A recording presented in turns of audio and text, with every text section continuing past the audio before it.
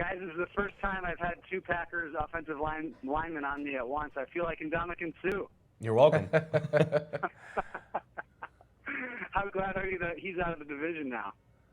Not going to say we're not glad. Yeah, I mean he's a real good player. Yeah. So and I know that I can speak on behalf of the two guards that we work with. I would say they're pretty happy they don't have to face him twice a year. Well, obviously the only time an offensive lineman gets any sort of airtime or camera time generally is when there's a mistake.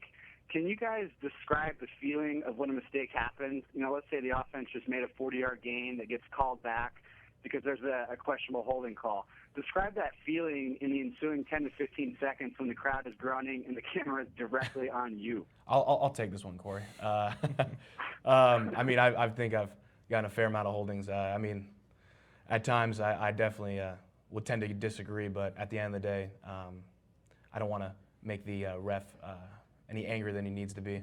So if he calls it holding, he calls it holding. I mean, it sucks.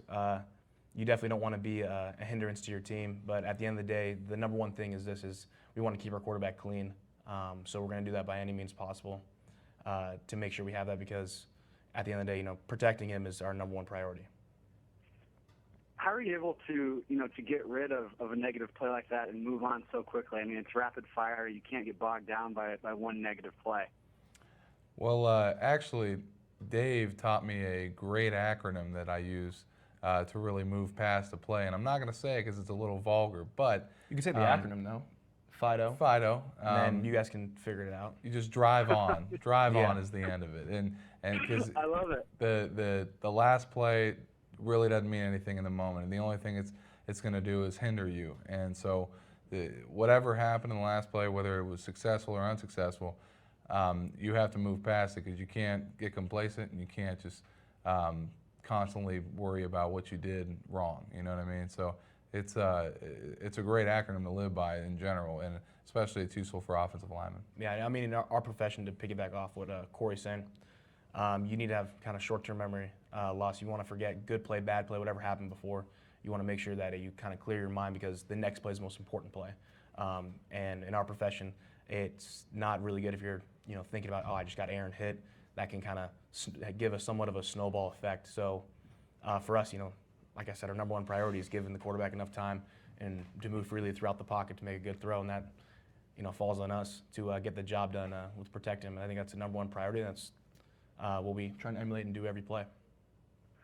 One thing I've always been amazed by and never really hear anything about is the process of calling out blocking assignments at the line just prior to a play. Is it as difficult as it sounds, and is it always the center's responsibility?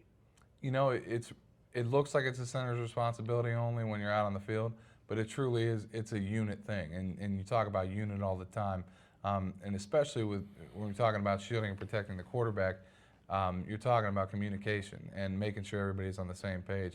If Dave sees something that I don't see, and he just doesn't say anything, I mean, that's when shielding and protecting the quarterback goes wrong, and sacks happen and stuff like that. So it's a unit effort, it's a team effort, and that's what is so crucial and so unique, really, about the offensive line. But Paul, I'm not going to sell Corey short. I mean, everything at the end of the day starts with him. He, arguably is one of the smartest guys on our offensive line. So, I mean, everything starts with him. It's almost a trickle-down effect. I mean, of course, there's help here and there from the guards and even so forth, the tackles. But, when the communication, the number one thing, it really does start at the center position. Here's just a question for you guys as dudes. Do fans lose sight of players as actual people? And is it weird to see dudes that are older than you wearing your jersey or just fawning over you in general? Yeah. I mean, it is. It's more surreal, if anything, because I grew up wearing jerseys of other players, and then now to see people wearing my jersey, I kind of look back and it's a little different. I mean, I wouldn't say there's a lot of people wearing our jerseys because we're offensive linemen. I think people, generally tend to go towards the quarterback or, the big-time positions. But like we said, we embody the unsung hero role.